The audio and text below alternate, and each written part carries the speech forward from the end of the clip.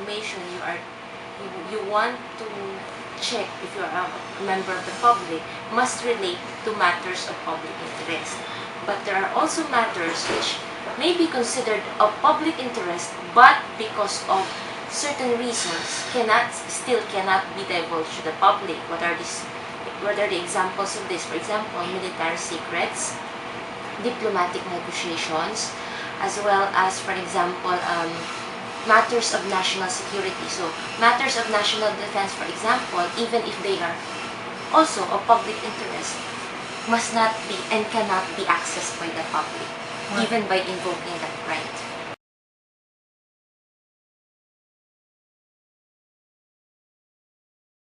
First and foremost, of course, Article 3, Section 7 of the Constitution.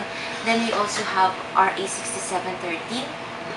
The RA 6713 is the Code of Conduct and Ethical Standards for public officials and employees. There are matters there that even public officials and employees, even if they have access by reason of their office, cannot divulge them to the public.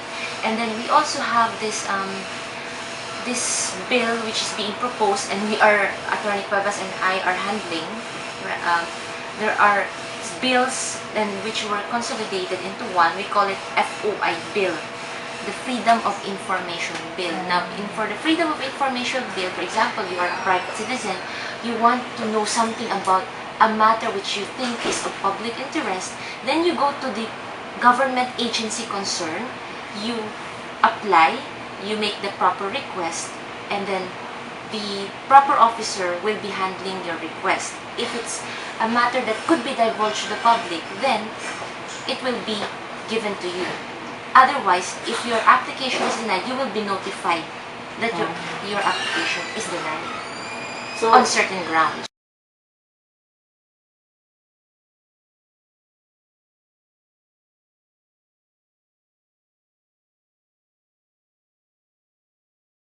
Actually, that is the matter that is sought to be addressed by the FOI bill, because there are citizens who are claiming during the public hearing conducted in the Senate regarding this FOI bill. There are citizens who said that there should be matters which should be divulged to the public and which could have prevented graft and corruption committed by public officers, but were not prevented, but because of the withholding of the information. So that's the very problem that is sought to be addressed by the FOI bill. Hopefully, it could be passed into law.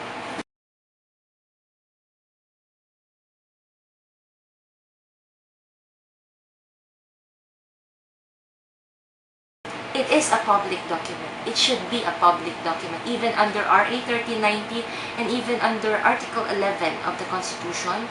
You have there a section where the President, Vice President, and then members of the Cabinet and the members of Congress, whether of the Senate and of the House, all of their SAL-Ns, the Statement of Assets and Liabilities, should not only be filed, but should be published as well. But in the case of Chief Justice Corona, I don't want to talk about it in further detail because it's a sub judice, the rule in sub judice. It's under scrutiny of the impeachment court. But then, there is this memorandum circular being invoked by the Supreme Court which states that they could not easily make it available to the public. But under existing laws, the SAL-N of a Chief Justice of the Supreme Court should be made available to the public.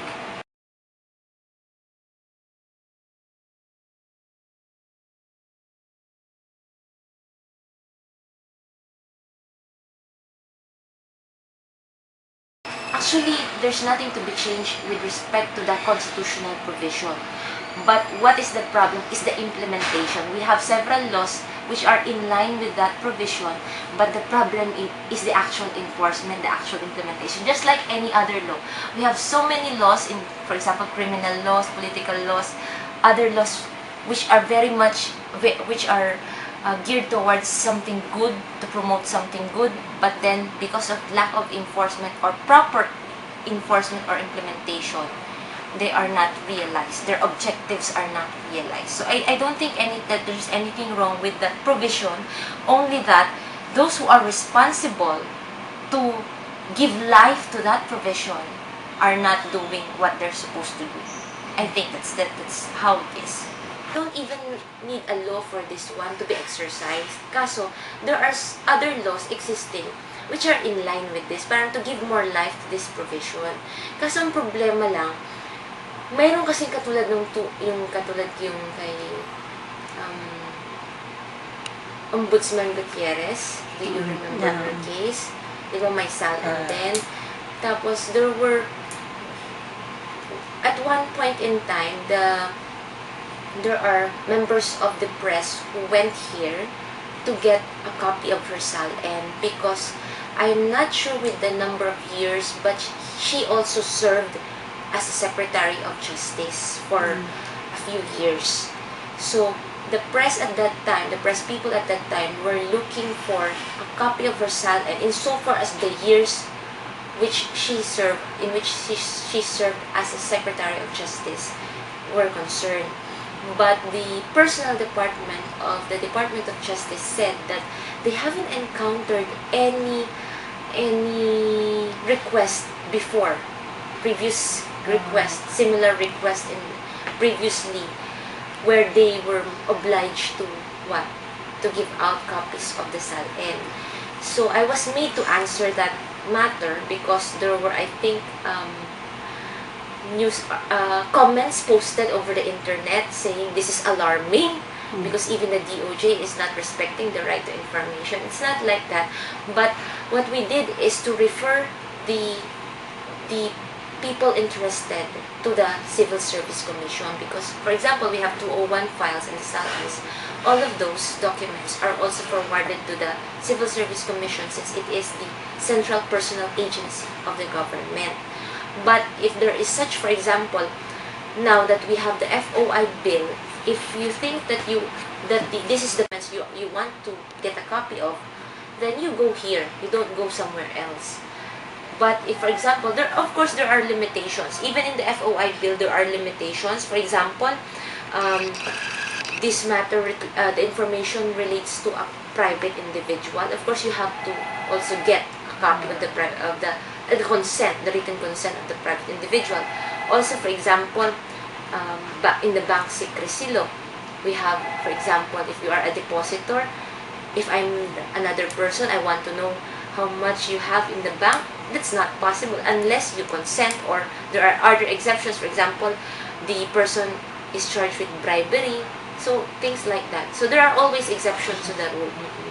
And even if there's this right, it must be also exercised properly. So in the FOI bill, we have there as a limitation that if the person cannot show that he has a proper use, he will be using that information for some thing which is proper.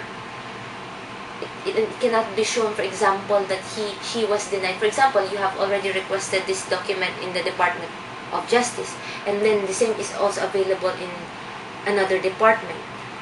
You cannot apply both if you have already gained the information in the other department. Otherwise, you will be wasting the resources and all the other, for example, the time spent on the, for example, because there are times that the right is abused by the public. So it should be also subject to the limitation that it is properly used.